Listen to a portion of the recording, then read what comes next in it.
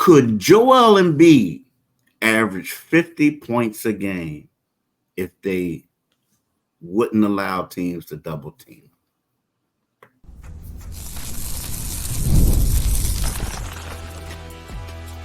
You are Locked On 76ers, your daily Philadelphia 76ers podcast, part of the Locked On Podcast Network, your team every day. Thank you for making Locked On 76ers your first listen every day. We are free and available wherever you get your podcast and on YouTube, part of the Locked On Podcast Network, your team every day. Today's episode is brought to you by FanDuel. Make every moment more. As the playoffs wind down, the sports stop sporting like we want them to. But this summer, FanDuel is hooking up all customers with a boost or a bonus daily. That's right. There's something for everyone every day, all summer long. So visit FanDuel.com to get started. What's popping, Mitch? How you doing, bro? I'm doing great, Keith. How you doing? Friday. Yeah, it's Friday, man. Friday. I'm going to high school reunion thing. They got an annual thing. You know, I went to North Catholic, and we got an annual thing at the beach in Wildwood. So I'm going down there to celebrate with the fellas tonight. But so it should be fun. It should be fun. Yeah, but listen, it should be fun. But look, y'all, me and Mitch, we are the co-hosts of Locked On 76ers, the best podcast that covers the Sixers around. I would say the city, but around. I'm like, we just number one. Yeah. We got a lot to talk about today. We're going to talk about Joel. Joel just keeps talking. Now he's saying that if he wasn't double teamed, if double teams were illegal in the NBA, that he would easily, I don't want to say easily, but he would average 50 points. Well, if you average 50 points, that's easy work. So he would average 50 points. I don't know if I don't disagree with him. I will say that. But he's been doing a lot of talking lately. Yeah, he's been chirping. A lot of chirping. And then secondly, we want to talk about after Paul George, who was the 76ers' best free agent signee this summer. We kind of disagree on this one. Mm-hmm. I have a guy, he has a guy, this and that. But Mitch, talk about what Joel said. I mean, first of all, do you have the quote? Do you have the quote of what he said? Yeah, let me pull it up. Can you pull that up? Yeah, he said no doubles, 50. And he said this on the Check Ball podcast show. I said, I'm not even kidding. I would, because all you would have to do is just throw the ball down there into the post every single possession, and I'll get to the free throw line or I'll score. Most teams have what? 2, 3 big men. Next thing you know, they're all going to be in foul trouble. And that's his quote, you know. And he actually referenced if he were on a super team like Paul George, and you know, I mean, you could say now he has what amounts to a super team in Philly or close to it. I'm not Paul George, like Tatum. I'm sorry. Yeah. So he's kind of got, you know, saying that. So, you know, this is the idle time of the summer, man. And Joel likes to get on social media. He likes to talk on podcasts, which is good because it gives us material. And I'm not so certain. I mean, you know, if you couldn't double Joel, I mean, guys don't even know how to guard the post in today's NBA's game, because it's not like it was back in the days when you had, say, Patrick Ewing or David Robinson, Tim Duncan, Moses Malone, Kareem Abdul-Jabbar. The post has been de-emphasized significantly, and it kind of feeds in. I always made the comparison that, you know, if Lamar Jackson, it's, you know, he's a guy, you know, the thing he can do is better than probably any quarterback in the league right now is run the ball. And it's hard to stop him when he runs the ball. And the thing that Joel can do is, because of his size, because of his skill, he can go into the post and just take teams apart. So, it's. I hear what he's saying. I do think that it goes into the. Let me put another target on my back. But that's you know what. Call attention to yourself. If you be great, then go ahead, go out. If you're going to say things like that, then go out and be great. It definitely doesn't fit into the team concept, but it's funny. He also says, if I go 5 for 20, we get blown out. Well, yeah, they probably do. We've seen that from him in the playoffs a few times, and they do get blown out when that happens. So, but yeah, Joel's chirping. He says he's the most hated player in the league during a few days ago. I think some of the stuff he says tongue in cheek, but it makes for an interesting banner. Yeah, I don't think it's tongue in cheek. I think he means what he says. Mm-hmm. Here's the thing. I don't have a problem. I mean, here's the thing. I don't disagree with Joel said. I do believe that Joel Embiid is such a dominant force that you have to double team him, right? Mm-hmm. You have to double team him to stop him, because if not, he would get around 40-something points a game on you, right? The thing is, so when you look at that, yes, you do say that. Now, when the best way to defend him is to double team him, and when you do double team him, he commits a lot of turnovers, right? Yeah. When guys come at him. So, you know what? I do get what he's saying. I don't really have a problem with what he said, of all the stuff that he said, because everything he said you can construe as true. Now, in the past, when Joel Embiid did struggle, the team struggled, right? But I feel like Joel needs to allow someone else do the talking, because when you continuously talk like this, you're saying to yourself, well, what's the point? Now, maybe he's being honest and somebody's asking him a question. Like, we don't really see these questions being asked. Right. We see conversation and you just see him blah, blah, blah. Right. Right now, it looks like it's not the point. It's not the time to do this, because you look at it and it's just kind of like, it just comes across as, look at me. Right. Yeah. That's what it comes across. Again, the one thing that he said in the past about, if I shoot 5 for 20, we lose. If I do this, we lose. Well, the problem is the Sixers almost beat the Celtics last year when Joel didn't play, Maxey didn't play, Nico Batum didn't play, right? There are times when, the one game where you say you shot 5, y'all say y'all shot 5 for 20. But let's go back to Game 7 the year before that. Well, you shot something like that. But at the same time, they were 20 bad shots, right?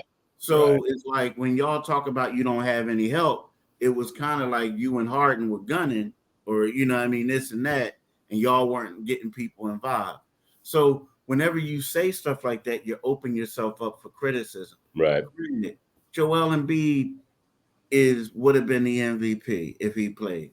You know what I mean? Unfortunately, he's known as the only MVP who didn't get his team out of the second round. Right?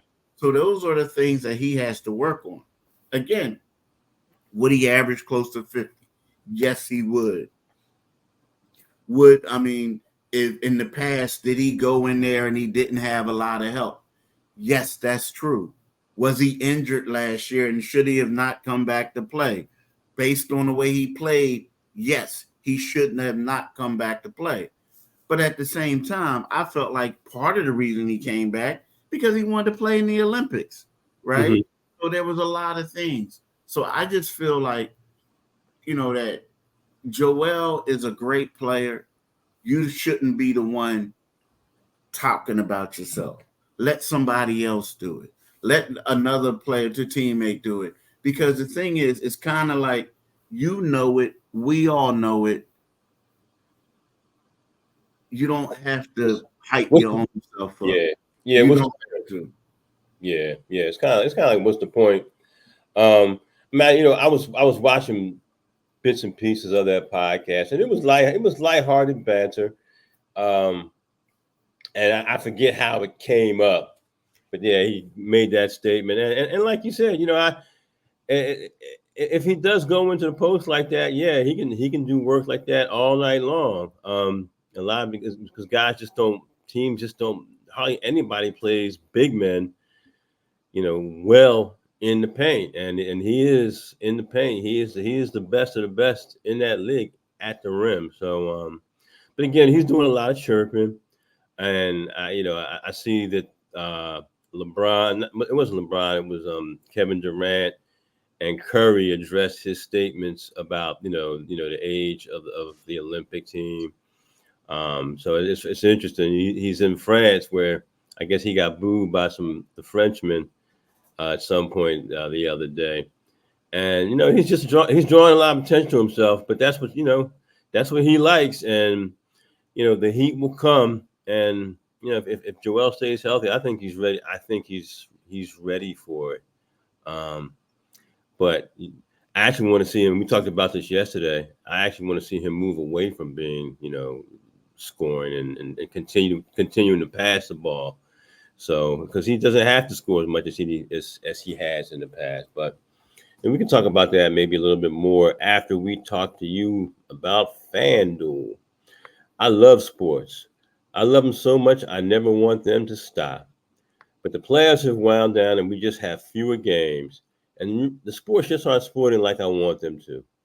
But FanDuel lets me keep the sports going whenever I want. All I have to do is open the app and dream up bets anytime I'm in the mood. And this summer, FanDuel is hooking up all customers with a boost or bonus daily.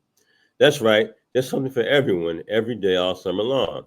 So head over to FanDuel and start making the most of your summer. FanDuel, official sports betting partner of Major League Baseball.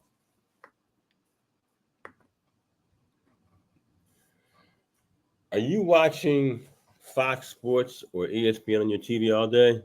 You sometimes have to turn down the volume with all that shouting.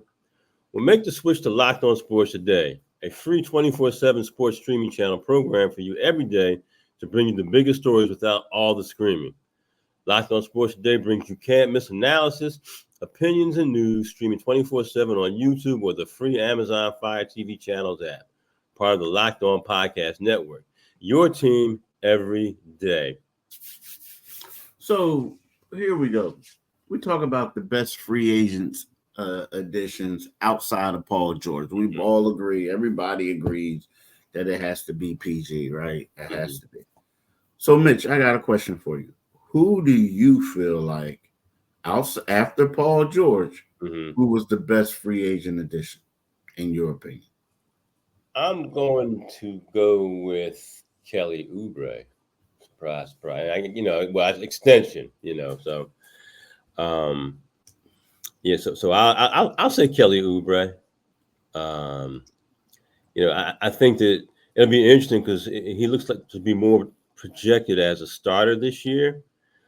I think that he's coming to a point in his career where he's got a maturity about him that wasn't there at earlier points in his career, and I think that will be on display this year. I think the game, as they move into the season, will get easier for Kelly. Once he makes the adjustment to having guys like Paul George and Maxey, I think he'll be able to. I think he'll be more of a player. His average may go down a little bit, but I think he'll be a guy who can pick his spots. I think he'll be a better defensive player.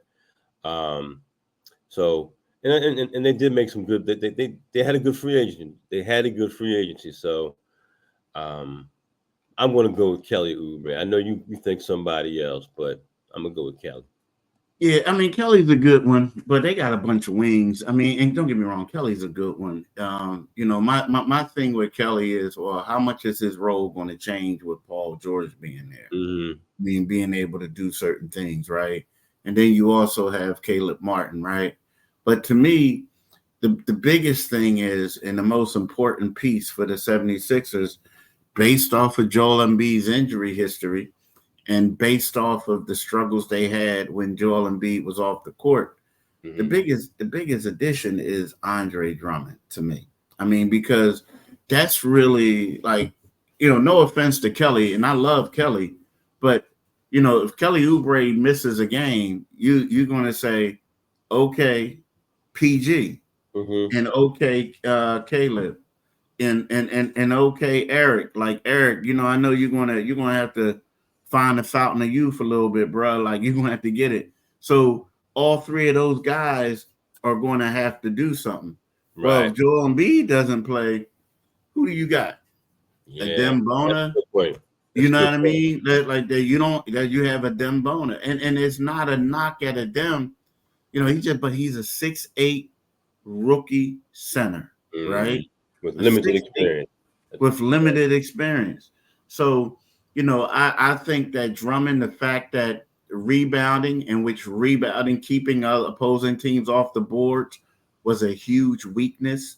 The fact that the minutes, like we talked about, was a huge minutes without Embiid was a huge disadvantage.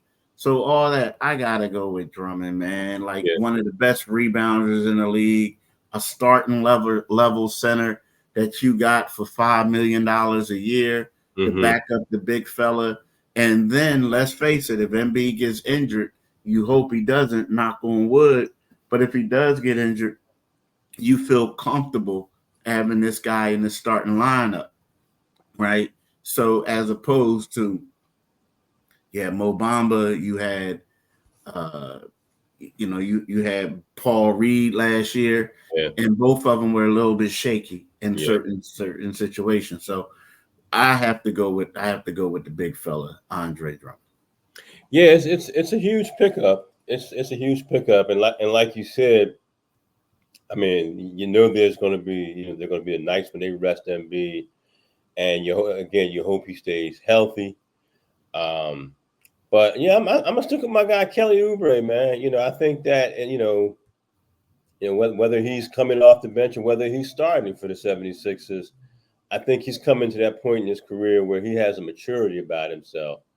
And again, man, Nick Nurse is going to have so much to do with this, and satisfying players and making sure the guys are happy.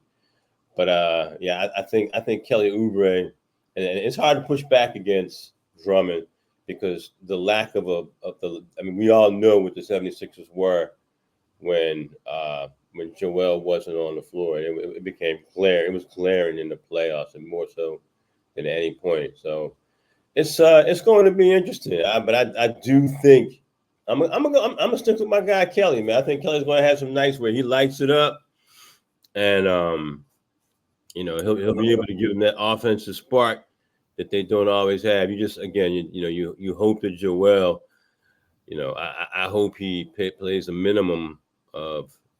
minimum of 65. If he can get to 65, 70, if he got to 70, it would be marvelous. But yeah, both of those players are going to be relied on heavily. Yeah, they will. Both of them will. I mean, they're going to be relied on heavily. And that's something that also I want to talk to you about in the third segment, if possible. Like, who do you think of the guys that they have on the roster now? Who do you think should be a starting lineup? Okay. I mean, who do you think? I mean, because to me, it's like, you could go a lot of different ways. I mean, I know everybody's coming out with who they expect, but you can go a lot of different ways and be fine, in my opinion. Yeah, because and we'll talk about that a little bit, maybe extensively after the break. But right now, I want to talk about Gametime. Gametime is an authorized ticket marketplace of Major League Baseball, and it makes getting tickets faster and easier. Prices on the Gametime app actually go down the closer it gets to the first pitch.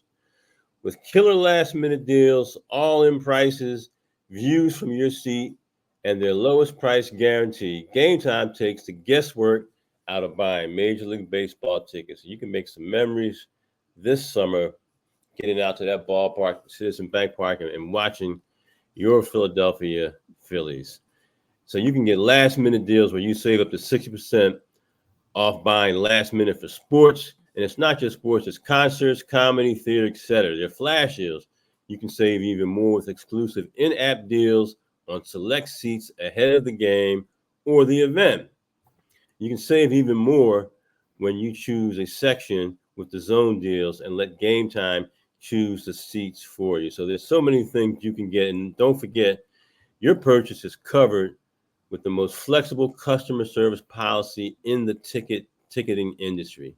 So take the guesswork out of buying Major League Baseball tickets with Gametime. Download the Gametime app, create an account, use code LOCKEDONNBA for $20 off your first purchase. Terms apply. Again, create an account and redeem code LOCKEDONNBA for $20 off. Download Gametime today. Last minute tickets, lowest prices guaranteed. So, Mitch, this is the $1 million question, and I keep going back and forth, right, with who I should start, like who would be in the starting lineup. Because I look at it as if that, me personally, I think Maxey is paired when I feel like Maxey will do better. Now, again, he showed us a lot, and he made a huge improvement. And he played the point guard position a whole lot better than what I thought he would do, right? But I still think that when he's paired with another ball handler in the backcourt, that it frees him up to do other things, right? It does. But at this stage of their careers, and I know that Kyle was a pretty good. I mean, he did some. He was one of the best ball handlers they had last year. But at this stage of their career, I don't know if him and Reggie should start. I just don't know. I don't know. Right? Maybe Reggie can. I don't know. But also, I do realize that these are especially Reggie is a guy who can, in certain systems, certain teams, he started, other ones he came off the bench. So that could be something that he's comfortable with doing. Right now, I feel like although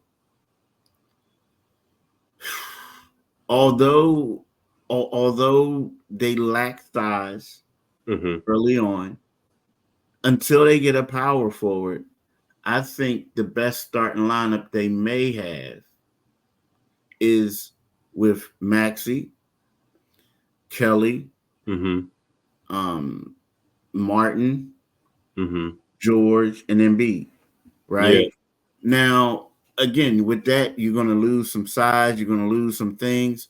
But I also feel like in today's NBA, we're going to see lineups where you probably have the both centers in there. You're going to see lineups where you have a guard playing next to Maxey, another guard. But when you look at it, I do believe that you do need a power forward.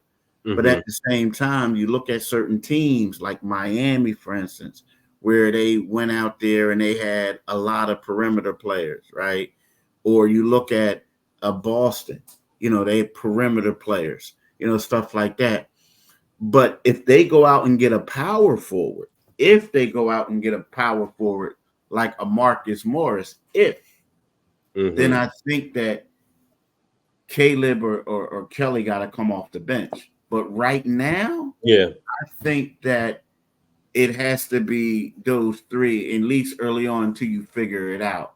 You know what I mean? I think you have to. I do. Because to me, it seems like the 76ers want to grow Maxey as a point guard. He was an all-star point guard last year. They want him to take the next step.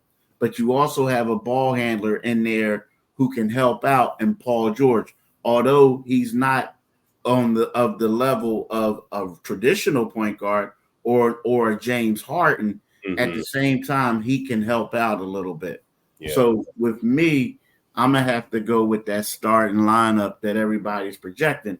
Now, I don't know if Caleb Martin's going to be the 4. I think we're going to see where all three of these guys are interchangeable.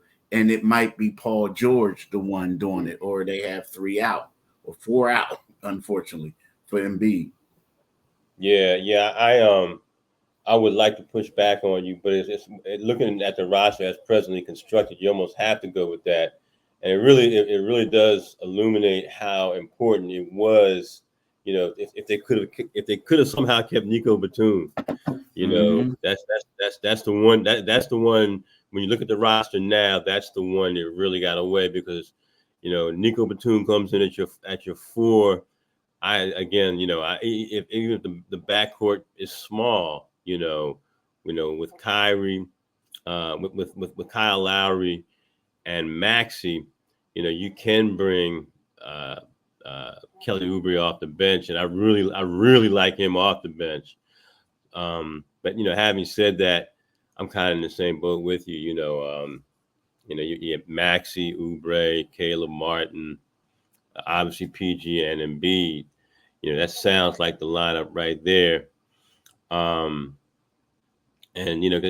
one of my main concerns about the Sixers' present backcourt is, like they can be small. There are going to be times, because I think Nurse is going to have some games where he does, insert Kyle Lowry opposite, and put him on the point and move over long stretches, moving Maxey to, so he can really do his scoring thing and really have those 3 guys on the floor, Paul George, Embiid, and Maxey, who can really go at you in one of those games where offense is really being, the focus.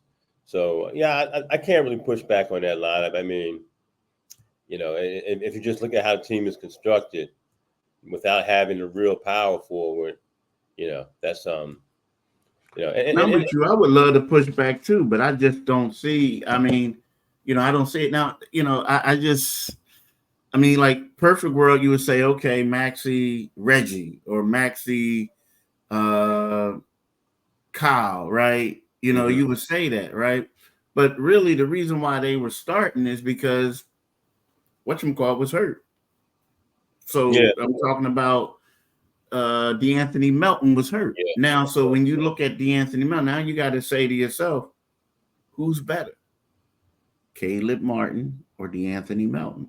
Mm-hmm. And then you look at how guys are getting older, and they typically, like, as much as we talk about Marcus Morris, as much as we talk about him, when he first came into the league, he was a small forward. Right. And as he got older, he slid to the 4. Mm-hmm. And then when you look at Paul George, it's one of those things where, you look at it, and there were certain times where he played power forward. So, that's where you are. And like they say, interchangeable, but, it's just a smaller lineup. That's all it is. But I look at Caleb Martin, and you say to yourself, is DeAnthony Melton or Caleb Martin who's better? And they seem to be very comparable in my eyes. So, you know what I mean? So I think that takes away from saying, I got to start Kyle. I got to start Reggie. And, Kyle is one of the oldest guys in the league. So it is what it is, man. I mean, but, right now he's there for leadership. He's there for a lot of other things, but I don't know. But, I don't know. I think that just because these guys are going to start doesn't mean that they're going, we all know that doesn't mean they're going to play the majority of the game or maybe play most of the game, Right. I mean, you can even look at the Knicks, man. They play Josh Hart at power forward now time. It just so happens sometimes he'll go out there where he did these past playoffs and grab 15 or 16 rebounds a game. So, but it really is, that power forward position is kind of morphing in the NBA. So there's some question marks. And again, that Nico Batum, I keep going back to it. That's the one that got away for them. That would have made things slot a little bit easier. Yeah, definitely. I agree 100. But look, y'all, we want to thank y'all. But before we go, we got to talk about Locked On, right? The Locked On thing. The Locked On Locked On has launched the first ever national sports 24/7 streaming channel on YouTube, and now it's also available on Amazon Fire TV and the free Fire TV channels app. Locked On Sports Today is here for you 24/7, covering the top sports stories of the day with the local experts on Locked On Plus, our national shows covering every league. Find Locked On Sports Today, now available on the free Fire TV channels app. So for my man Mitch, we want to say have a blessed day, have a blessed weekend, and watch the Olympics. I know I am, man. It's weird, dude. There's nothing else on. It's not, in my opinion. Well, they got baseball, but outside of baseball. Yeah, I'm kind of an Olympics geek, man. I like the track and field. They don't show the boxing. You got to search for the boxing. But I ain't that crazy how they don't show it anymore. Yeah, it used to but be. Yeah, they don't show it. I'm surprised they ain't do MMA as an Olympic sport now. Hey, you know what? 4 years from now, don't be surprised. I know, right? I know. And it's crazy. It's crazy. But all right, man. And all right, y'all. We want to thank y'all. Have a great day. Peace. Peace.